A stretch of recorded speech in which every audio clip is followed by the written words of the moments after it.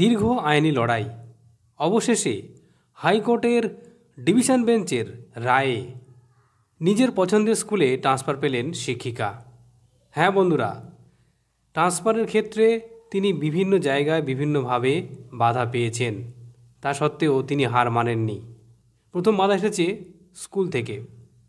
স্কুলে তিনি single subject teacher, তাছাড়া ছাত্র শিক্ষক অসম অনুপাত, এই কারণে তাকে ট্রান্সফার থেকে বঞ্চিত করা হয়। তিনি ট্রান্সফারে আবেদন করেন, তা সত্ত্বেও তার ইচ্ছার বিরুদ্ধে কমিশন শিক্ষিকাকে আরও দূরে অ্যাডমিনিস্ট্রেটিভ ট্রান্সফার করেন। শিক্ষিকা এরপর আদালতের দ্বারস্থ হন।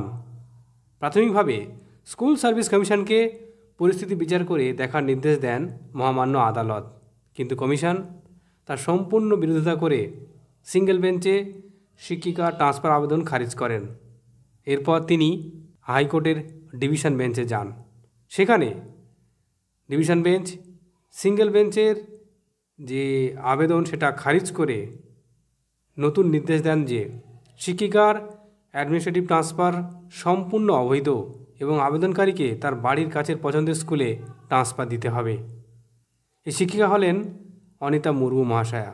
ট্রান্সফার প্রক্রিয়া নিয়ে যিনি আইনজীবী হিসাবে লড়েছেন তিনি হলেন শুভ্রপ্রকাশ লাহিড়ী।